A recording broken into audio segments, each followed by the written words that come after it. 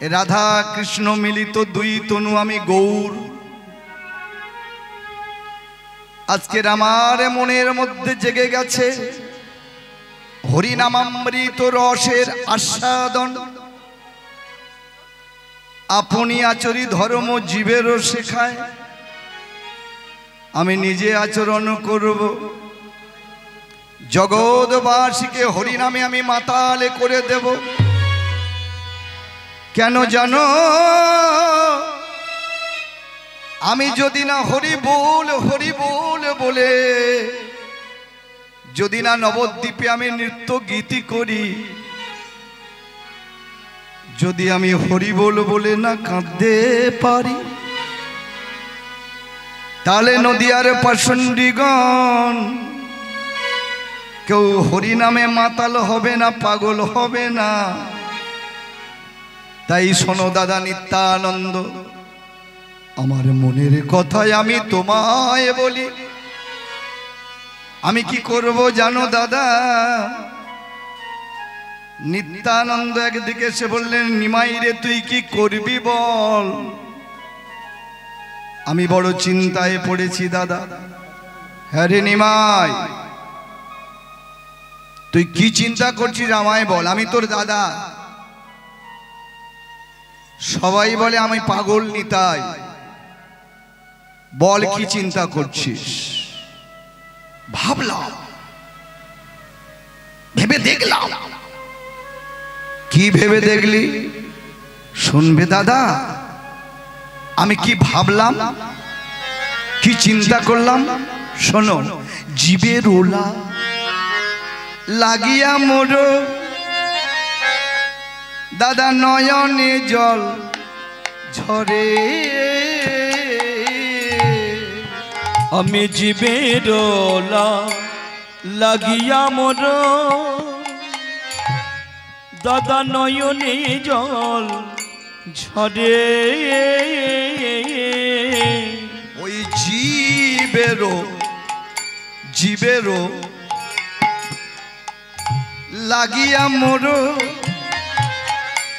দাদা নয়নে জল ঝরে। জীবের ওলা লাগিয়া মোর দাদা নয়নে জল ঝরে। কি করি নিতাই বলো নাই আমারে। আমি কি করি নিতাই বলো নাই আমারে। দাদা কেউ তো হরি নাম নিল না, দাদা কেউ তো হরি নাম নিল না। সবাই বিষয় সুখে মত্ত আছে, দাদা কেউ তো হরি নাম নিল। বিষয় সুখে মত্ত আছে, কেউ তো হরি নাম নিল না। ভাবলাম, আমি নিমাই আমি ভেবে দেখলাম। কি ভাবলি? ভাবিয়া দেখিনু মনে দাদা একই উপায় আছে। ভাবিয়া দেখিনু মনে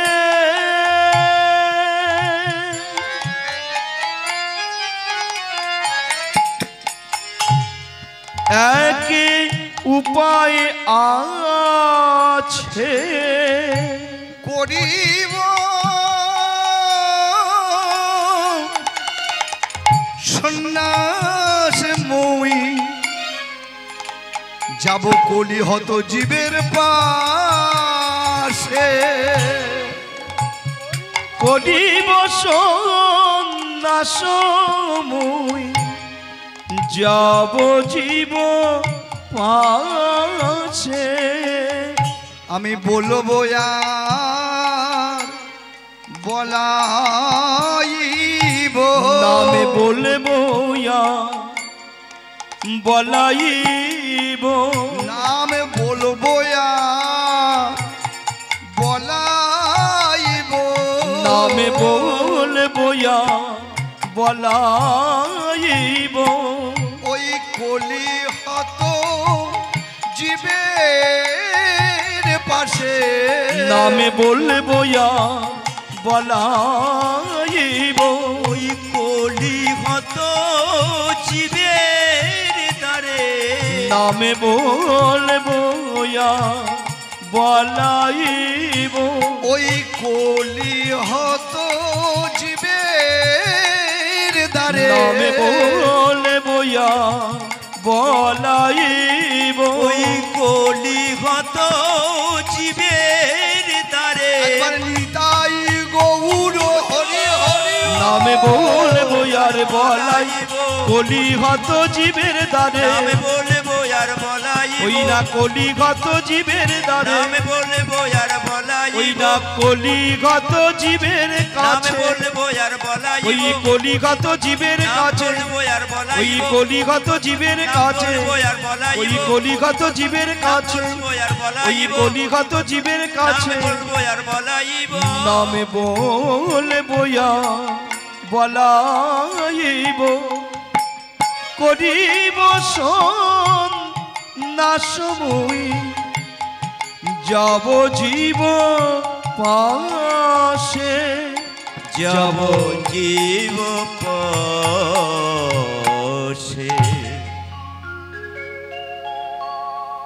আমরা কলিহত জীব। আপনাদের একটা প্রশ্ন আমি রাখি, হরিনাম তো শ্রবণ করছেন এই এত কষ্ট করে, হরিনামে হরিনামে ভগবান নিজেই বলেছিলেন। কিন্তু নরোত্তম ঠাকুরটা কে তাও একটু বিশ্লেষণ করছি। যিনি হলেন মহাপ্রভুর একটা দ্বিতীয় কলেবর। বাংলাদেশে পদ্মা নদীর কূল, মানে যেখান থেকে আমরা গান ছেড়ে আসছি ওই বাংলাদেশের কাছ থেকে, সেই পদ্মা নদীর কূলে একদিন মহাপ্রভু গৌরসুন্দর দাঁড়িয়ে ডেকেছিলেন। ভক্তরা শুনতে পেলেন কাকে যেন ডাকছে। কি বলে ডাকছে? গৌরহরি নরু, চিৎকার করে, এই নরু। ভক্তরা হাত জোড়ো করে বললেন, প্রভু আপনি নরু নরু বলে ডাকছেন, নরুটাকে?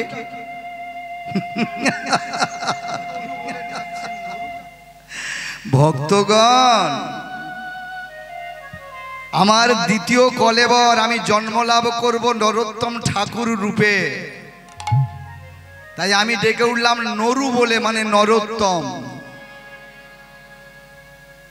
আমি নরোত্তম, খেতুরিতে আমি জন্ম লাভ করব, বাংলাদেশের খেতুরি।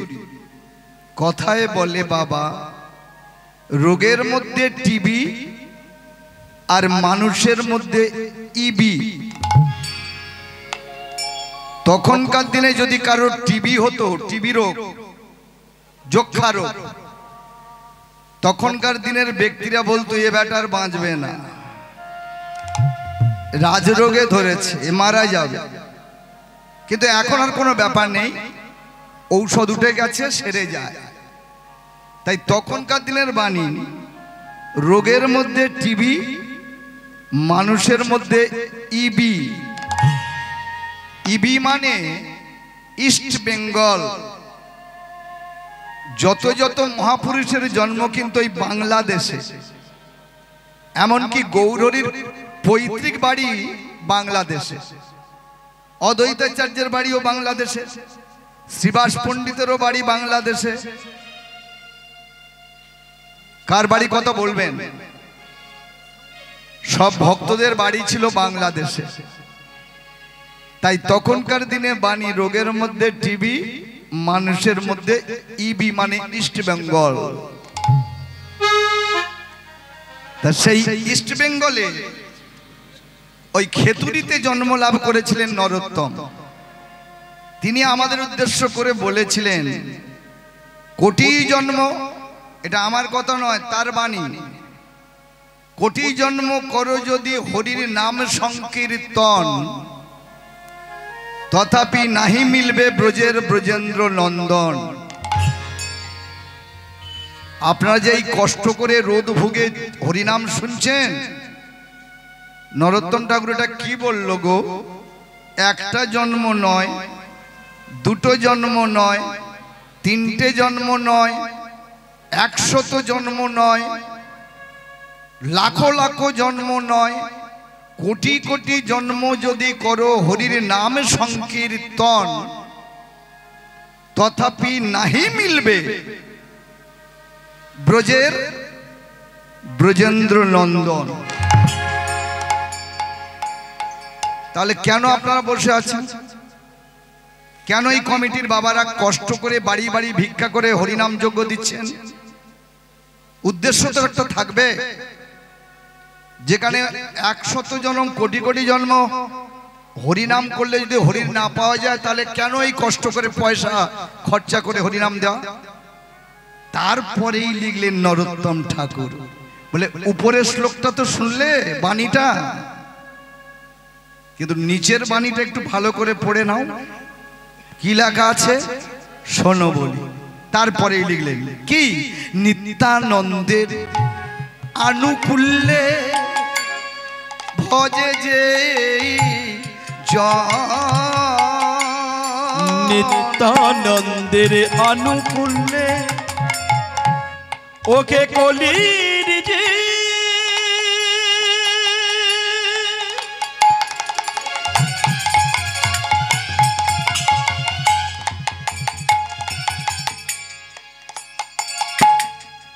তোমরা যদি নিতাই ভজ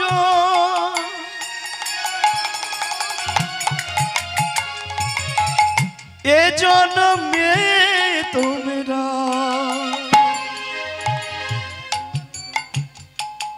আমার পাবে ভগবান।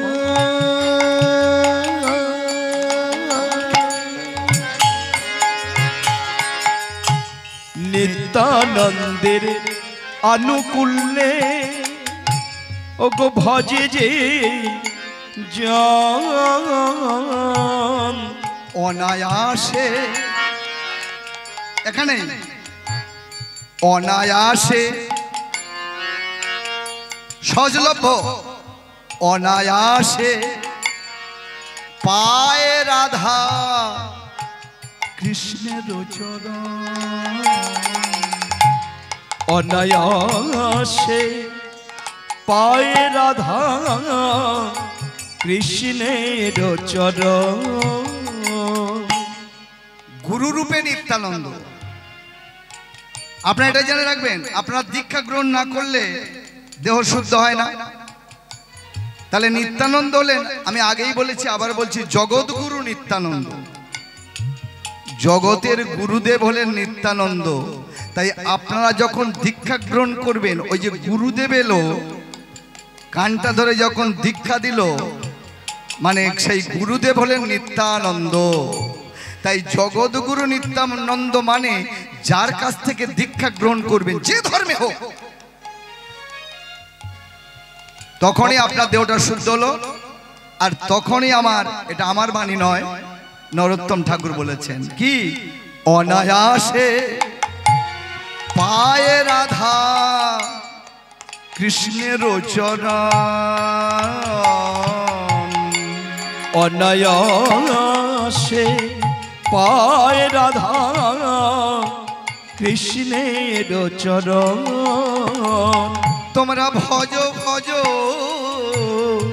নিতাই ভজ, তোমরা ভজ ভজ নিতাই ভজ। আমার নিতাই ভজলে গৌর পাবে। তোমরা ভজ ভজ নিতাই আমার ভজ নিতাই ভজলে গৌর পাবে আমারে গৌর পেলে ব্রজে যাবে তোমরা ভজ ভজ নিতাই ভজ আমারে গৌর পেলে ব্রজে যাবে তোমরা ভজ ভজ নিতাই ভজ আমার উলুধ্বনি আর হরি হরি তোমরা ভজ ভজ ভাই নিতাই ভজ নিতাই ভজলে গৌর পাবে ভজ ভজ নিতাই ভজ নিতাই ভজলে গৌর পাবে ভজ ভজ ভাই নিতাই ভজ অনায়াসে পায় রাধা কৃষ্ণের চরণ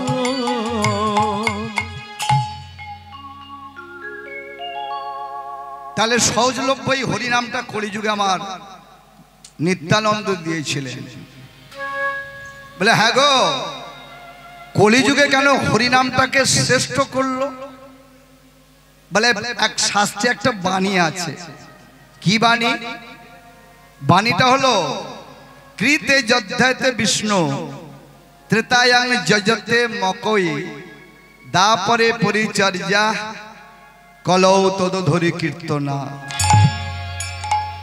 এর বাংলা মানেটা কি আপনারা চিন্তা করে নেবেন কৃতে যজ্ঞাতে বিষ্ণু সত্য যুগে সত্যতে বিষ্ণুর ধ্যান জীব মুক্ত হয় ত্রেতা যুগে যজ্ঞেতে মুক্তি জানি হ নিশ্চয় দাপর যুগেতে মুক্তি শ্রী হরি সেবনে আর কলি যুগে তোমাদের কিচ্ছু করতে হবে না ঘরে বসে শুধু বললেই হলো হরি নাম সংকীর্তনে নিতাই গৌর হরি হরি বল এই যে বাবা তীর্থে যায় দিতে আর হরিবাসরে আসেন কিছু নিতে যত ভিতরে যাবেন তত আস্তে আস্তে রস আস্বাদন করবেন তীর্থে যান দিতে মানে দেহটা যখন পাপে পরিপূর্ণ হবে তীর্থে গেলে মা ওই পাপটা স্খলিত হয়ে যায় যেমন বাস্তব দিয়ে বলছি ধরুন আপনার একটা মোবাইল পুরো লোড হয়ে গেছে মোবাইল যেই লোড হয়ে গেছে মোবাইলটাকে ডিলিট করতে হবে মোবাইলটাকে ডিলিট করে দিলেন আবার যেমন ছিল স্বাভাবিক তেমন হলো ঠিক ওই রকম তীর্থে যান কিছু দিতে পাপটাকে স্খলিত করতে আর হরিবাসরে আসেন কিছু নিতে এখন জানতে হবে কলিযুগে হরিনামটাকে শ্রেষ্ঠ করলো কেন একটা গল্পের মাধ্যমে আমি বলছি এক অতি বৃদ্ধ তার 4টে ছেলে ছিল একজনের নাম সত্য বড় ছেলের নাম মেজ ছেলের নাম ত্রেতা ছোট ছেলের নাম দাপর সেজ ছেলের নাম দাপর আর ছোট ছেলের নাম কলি তা অতি বৃদ্ধ হয়ে গেছে তো অতি বৃদ্ধ 4টে ছেলেকে ডেকেছে বাবা আমি তো মারা যাব এই শোন বাবা মৃত্যুর পরে আমার কোন নাম হবে বলতো বলে কেন তুমি বলো শোন মৃত্যুর পরে আমার নাম হবে স্বর্গীয় প্রত্যেকে চিন্তা করে নেবেন মৃত্যুর পরে আপনার যখন বাড়িতে নিমন্ত্রণ যাবে চিঠি মারফত দেখবেন স্বর্গীয় অমুক তাহলে মৃত্যুর পরে আমার নাম হবে স্বর্গীয় মৃত্যুর পরে আমার শেষ বসন কোনটা হবে বলতো বাবা তুমি বলো শেদ বসন ও আচ্ছা শোন খোকা মৃত্যুর আগে আমার শেষ অভিযোগ কোনটা হবে জানিস কিছু করে গেলাম না মৃত্যুর আগে আমার শেষ দেখা কোনটা হবে জানিস আচ্ছা আত্মীয় পরিজনকে দেখা শোন মৃত্যুর আগে আমার শেষ খাদ্য কোনটা হবে জানিস 1 চামচ জল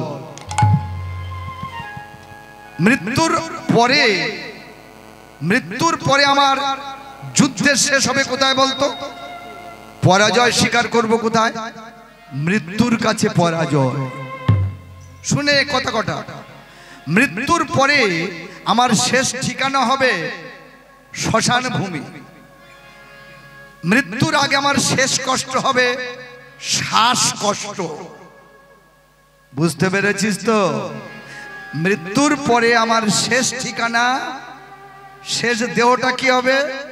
পুড়ে ছাই হয়ে যাবে। কাতব কান্তা কস্তে পুত্র সংসার হয় অতীব বিচিত্র। সংসারে আমরা জন্ম লাভ করেছি। চির সত্য কোনটা জানেন বাবা? চির সত্য হলো, চির সত্য মৃত্যুর পরে আপনার স্ত্রী এগিয়ে দেবে শ্মশান ভূমি পর্যন্ত, চৌকাঠ পর্যন্ত। মৃত্যুর ওই মারা গেছে, মৃত্যুর সময় আপনার আত্মীয় স্বজন এগিয়ে দেবে শ্মশান ভূমি পর্যন্ত। মৃত্যুর পরে আপনার সন্তানের কর্ম হবে মুখে আগুন দেওয়া পর্যন্ত। তাহলে আপনি জন্ম লাভ করে কি নিয়ে যাচ্ছেন?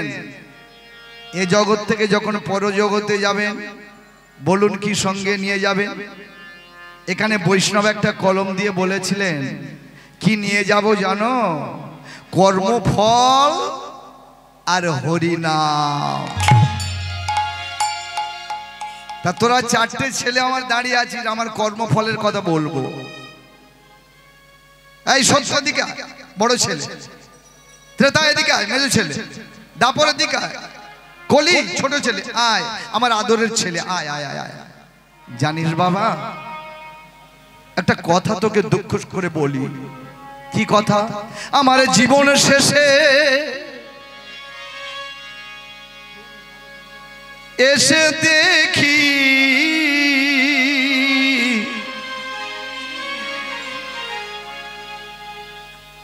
চলে যাব, আমার সবে ভাবনা ভীতি হে দীনবন্ধু রে,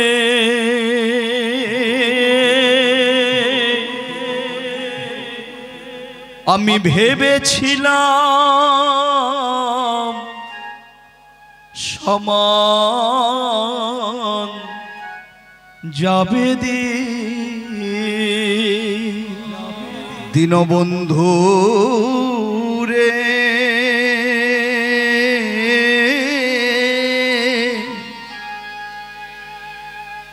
কারো দিন সমান যাবে না।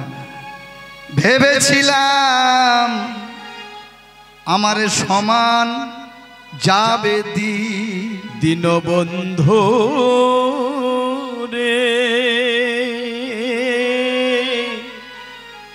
আমি ভেবেছিলাম সমান যাবে পারের ঘাটে আমি এসে দেখি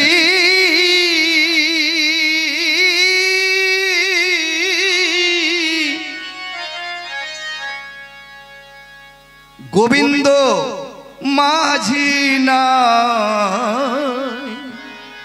ঘাটে।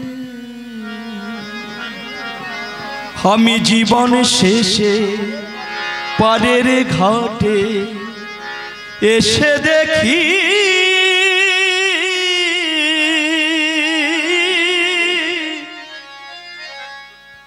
গোবিন্দ মাঝি নাই ঘাটে।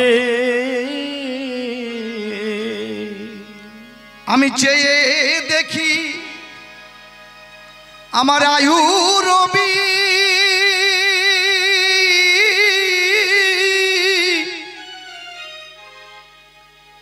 ওই যে বসেছে পাটে, শুধু পরের কথা ভাবতে ভাবতে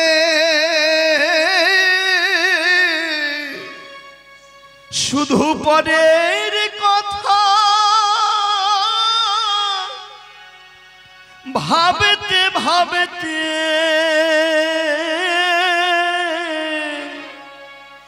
আমার আয়ু রবি হবে ক্ষীণ। আমি ভেবেছিলাম সমান যাবে দীনবন্ধু রে, আমি ভেবেছিলাম সমান যাবে নিতাই গৌর হরি হরি বল।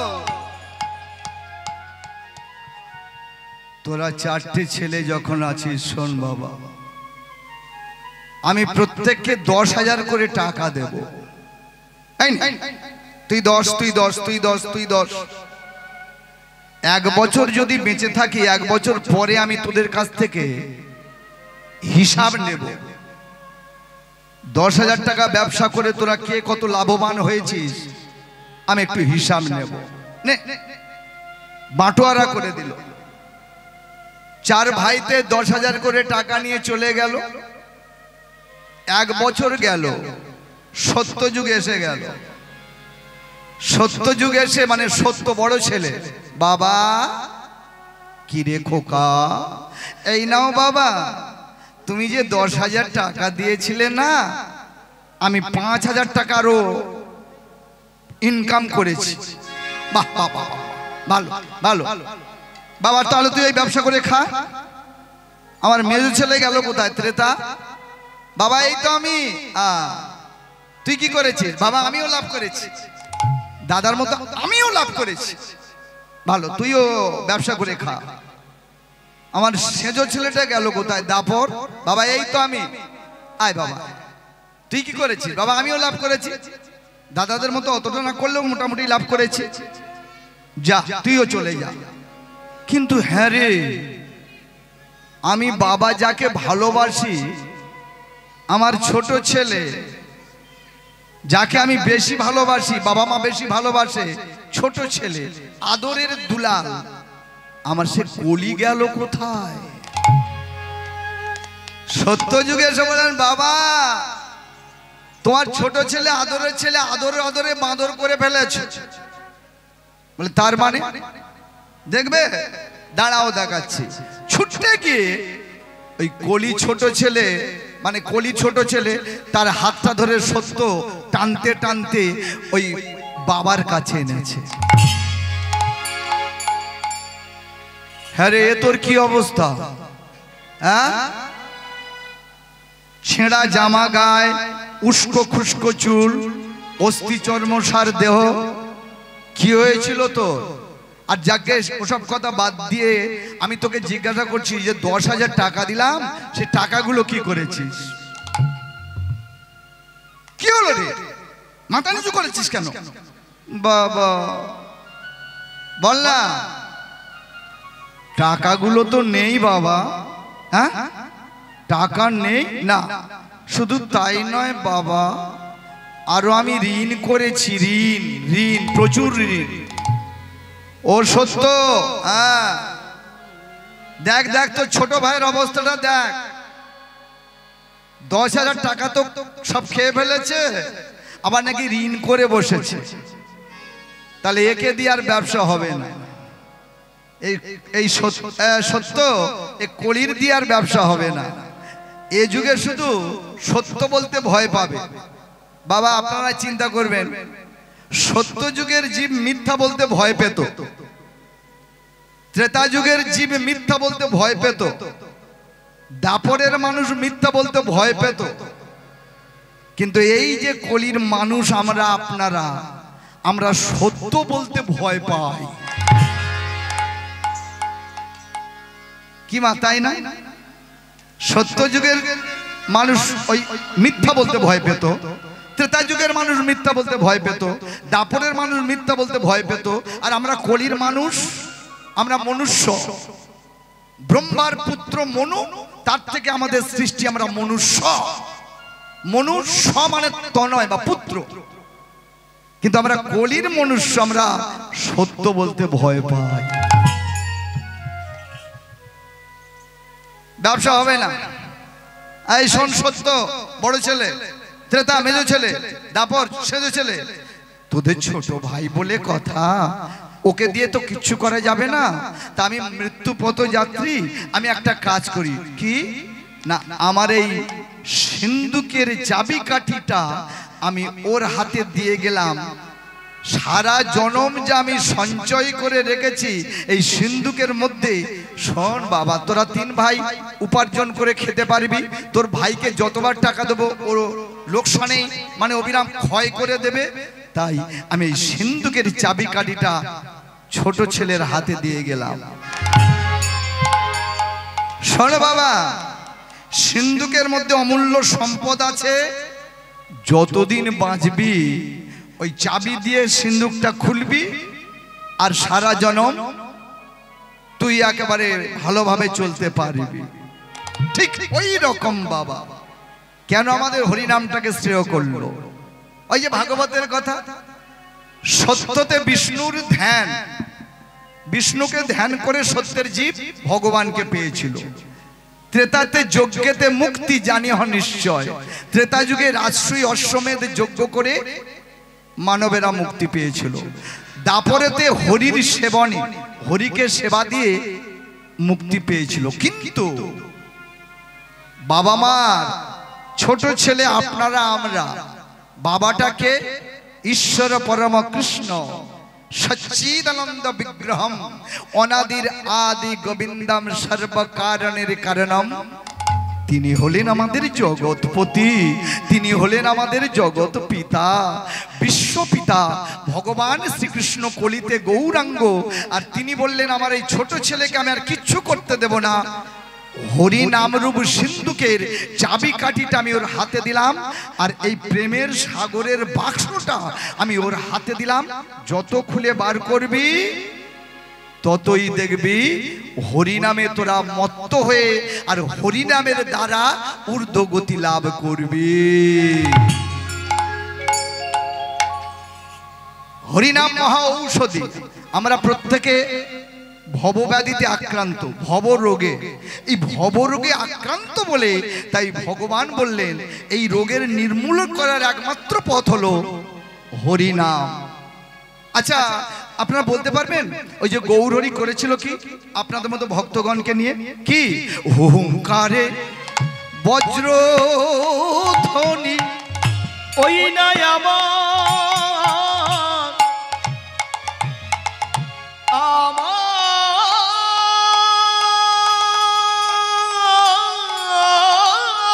গোরা,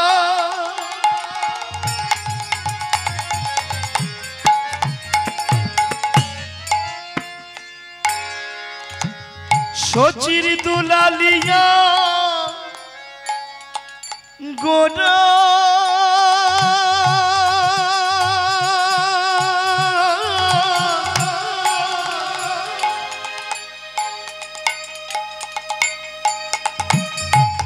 সচি মায়ের নয়ন তারা, ওই নাই আমার গোরা।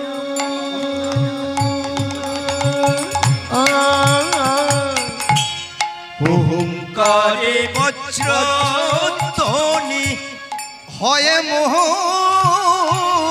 মোহ, আবার হুঙ্কারে বজ্রধ্বনি হয় মোহরে মোহ, তারি মাঝে তারি মাঝে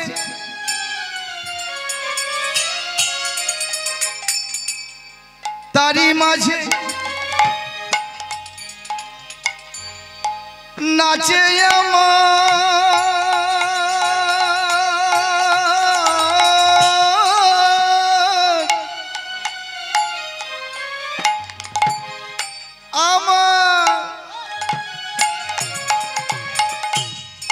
তারি মাঝে নাচে আমার ভবহারি প্রভু,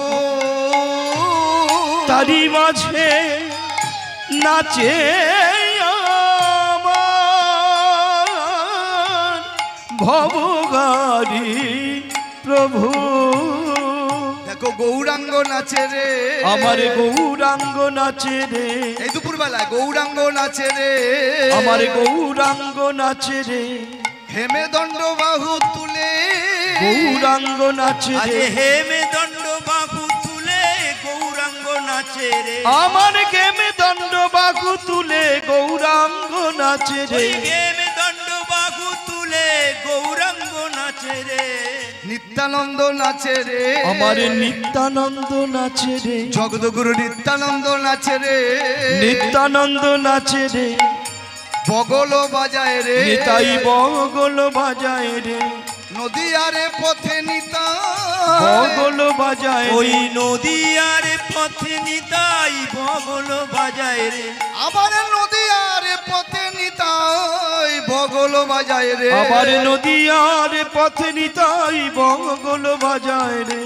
অদ্বৈত বাজায় রে, আবার অদ্বৈত বাজায় রে, অদ্বৈত বাজায় রে, অদ্বৈত বাজায় রে, মধুর মৃদঙ্গ লয়ে অদ্বৈত বাজায় রে, আজ মধুর মৃদঙ্গ লয়ে অদ্বৈত বাজায় রে, মধুর মৃদঙ্গ লয়ে অদ্বৈত বাজায় রে, আজ মধুর মৃদঙ্গ লয়ে অদ্বৈত বাজায় রে, মায়েরা উলু উলু দিতেছে, সবাই উলু উলু দিতেছে, উলু উলু দিতেছে, সবাই উলু উলু দিতেছে, নদীয়ারে পথে পথে উলু উলু দিতেছে, ওই নদীয়ার পথে পথে উলু উলু দিতেছে, তোরা হরি হরি বলিছে, হরি বল হরি হরি বলিছে, হরি হরি বলিছে, সবাই হরি হরি বলিছে, আমার জগ ভরি ওঠে রো, হরি হরি বলিছে, আর জগ ভরি ওঠে একবার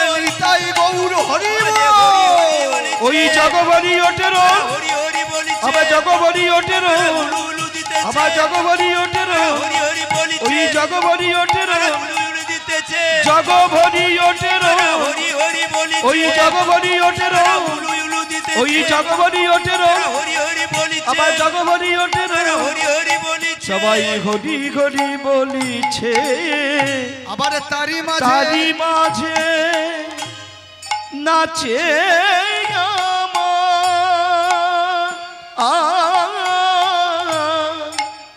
ভবঘারী প্রভু,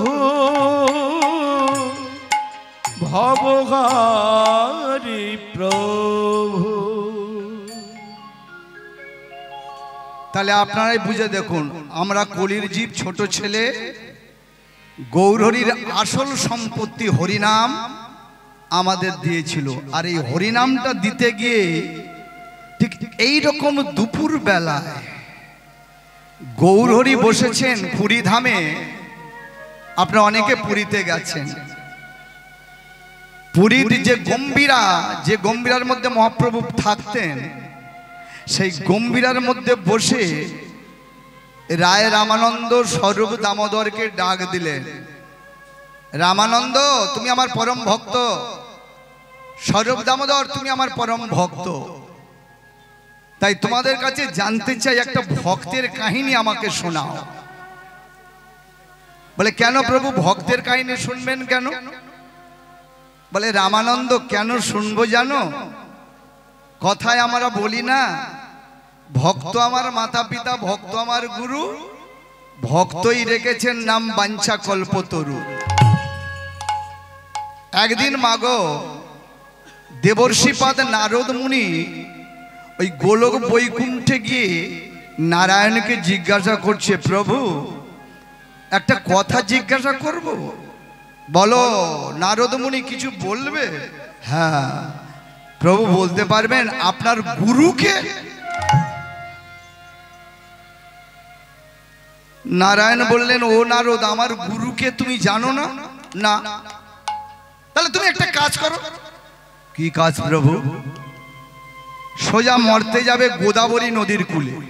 হ্যাঁ, আর গোদাবরী নদীর কূলে দেখবে একটা নামাবলী গায়ে দিয়ে এক ব্যক্তি পড়ে আছে, তার পিছন দিক দিয়ে, মানে ওই নামাবলীর একদিক দিয়ে তুলে ধরে দেখবে আমার গুরুকে, তার মুখের ছবিটা।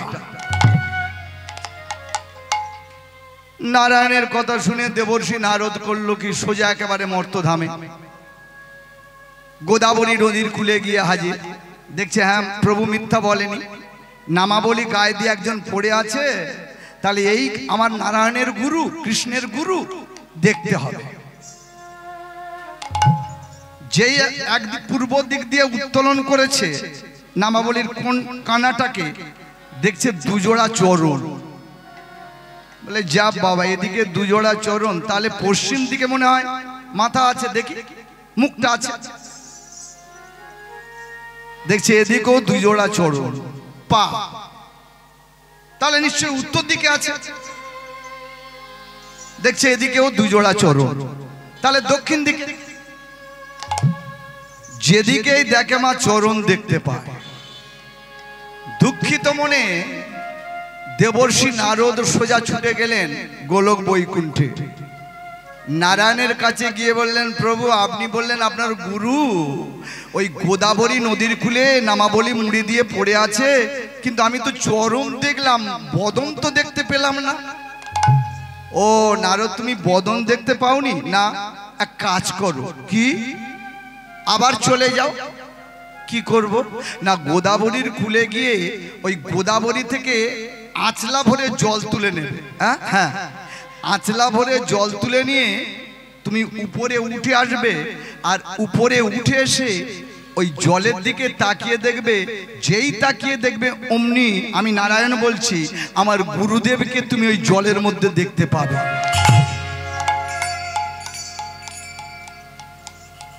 দেবর্ষি নারদ গোদাবরী থেকে এক আঁচলা জল তুলে উপরে এসেছে। দেখছে আরে কই রে বাবা, নারায়ণের গুরুকে তো আমি দেখতে পাচ্ছি না, এ তো আমার মুখের ছবি ভেসে উঠলো।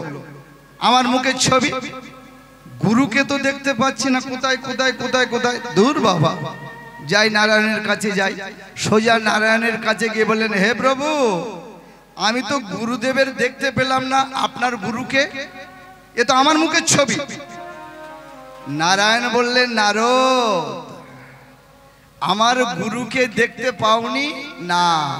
তাহলে শোনো নারদ, তুমি যে ওই জলে তোমার মুখের ছবি দেখলে, তুমি হলে আমার প্রকৃত গুরু। কারণ আমি কথায় বলেছি, ভক্ত আমার মাতা পিতা, ভক্ত আমার গুরু। তুমি আমার ভক্ত, ভক্তই রেখেছেন নামে বাঞ্ছা কল্প তরু। নিতাই গৌর হরি হরি বল। নারদ, যে আমার ভজন করে, যে আমার সাধন করে, সেই হলো আমার প্রকৃত গুরু।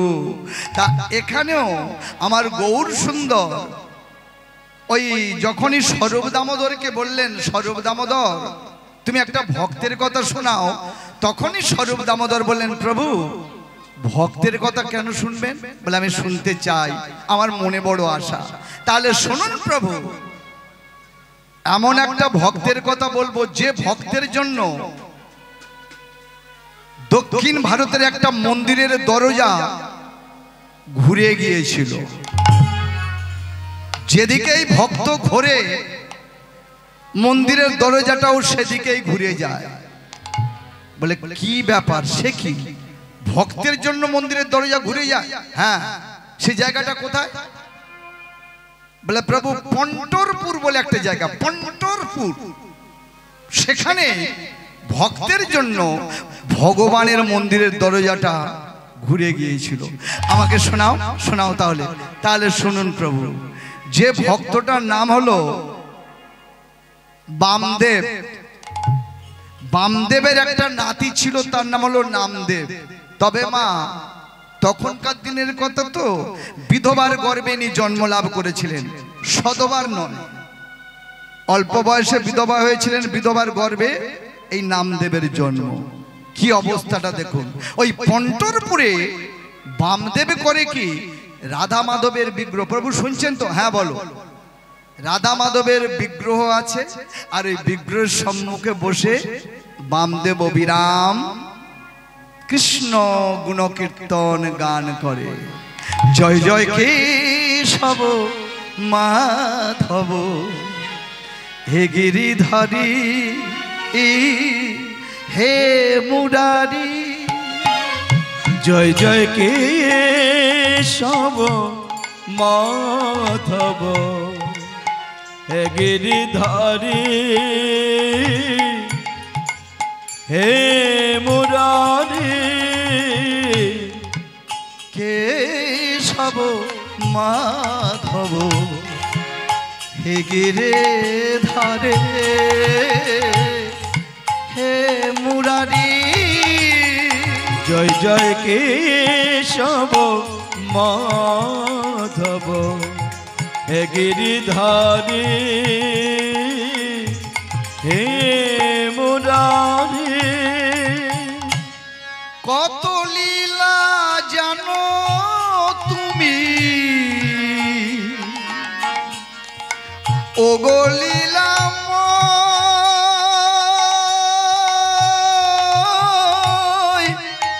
তোমারই করুণা ছাড়া আরে কিছু না।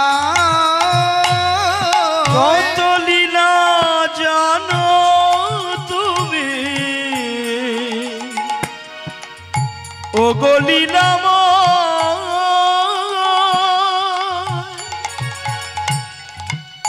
তোমার করুণা ছাড়া আর কিছু না। তব চরণে মিনতি আমার হে গিরিধারে হে মুরারি। জয় জয় কেশব মাধব হে গিরিধারী হে মুরারি। জয় জয় কেশব মাধব হে গিরিধারী হে মুরারি।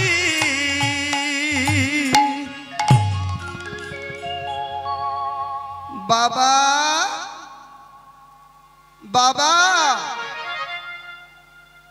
কে রে? আমি তোমার মেয়ে মালতী। ও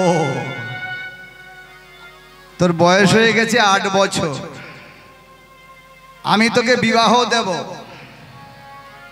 আর তখনকার দিনে নিয়ম ছিল মা, বৃদ্ধা মায়েরা জানেন, বৃদ্ধ বাবারা জানেন, 8 থেকে 9 বছর বয়স হলে মেয়েকে যদি না বিয়ে দেওয়া হয় তো চলতি কথা বলে হুকোছিলিম বন্ধ। 8-9 বছর বয়সে মেয়েকে বিয়ে দেওয়া হতো। হ্যাঁ, তা বামদেব চিন্তা করলেন মেয়ে আমার বড় হয়েছে কৃষ্ণ ভক্তিমতী। হ্যাঁ রে মা, তুই যেমন ভক্তিমতী তোর জন্য আমার একটা জামাইও ঠিক করতে হবে সেই রকম ভক্ত। তুই যেমন পত্নী হবি তোর পতিটাও যেমন যেন তেমন হয়। হ্যাঁ, তাই বামদেব করলো কি মা, খুঁজে খুঁজে খুঁজে খুঁজে একটা সুপাত্র জোগাড় করলো, ব্রাহ্মণের ছেলে। ব্রাহ্মণের ছেলেটার নাম হলো সুজয়। সুজয়ের সঙ্গে ওই মালতী মেয়েটার বিবাহ দেওয়ার পরে কিন্তু যারা কৃষ্ণ ভক্ত হয়, যারা গৌর ভক্ত হয়, যারা রাধা মাধবের ভক্ত হয়, তারা জীবনে সুখী হতে পারে না মা। সুখমপদিতং শিবং দুঃখমপদিতং তদা চক্রবৎ পরিবন্তে দুঃখানিচ সুখানিচ। হরি ভজন করলে সুখ দুঃখ চাকার মতো ঘুরবে, ঘুরছে ঘুরবে, সুখের পিছনে দুঃখ, দুঃখের পিছনে সুখ। হরি বল হরি বল। তাই সুখের মধ্যে বিবাহটা হলে কি হবে, মালতীর ললাটে লেখা আছে যে মালতী তুই অল্প বয়সে বিধবা হয়ে যাবে। বেশ সংসার হবে, কিন্তু এমন কপাল করে জন্মেছেন মালতী, তার স্বামীটা গেল মারা। যেই স্বামী মারা গেছে তখনকার দিনে নিয়ম ছিল মা সহমৃতা প্রথা, মানে স্বামী যদি মারা যায় তাকে যখন চিতার উপরে তোলা হয়, আগুন জ্বেলে দিলেই ওই জীবন্ত স্ত্রী ছুটে গিয়ে সেই আগুনেও নিজের দেহ থেকে আত্মাটাকে আহুতি দেওয়া, এটা তখনকার দিনে নিয়ম ছিল। এখন পাড়ার ব্রাহ্মণরা সবাই মিলে ওই সুজয়ের দেহটাকে নিয়ে শ্মশানে গিয়ে যখন দাহ কার্য করবে, মালতীকেও ধরে নিয়ে গেছে। এবার মালতী সহমৃতা হবে, এমন সময় বামদেব এসে বললেন, দাঁড়াও, আমি চাই না আমার মেয়ে সহমৃতা হোক। অল্প বয়সে আমি ওকে বিবাহ দিয়েছিলাম, কিন্তু ওর কপালটা এমন খারাপ করে জন্মেছে যে ওর স্বামীটা মারা গেল, তাই আমি আমার বিধবা মেয়েকে আমি সহমৃতা হতে দেব না।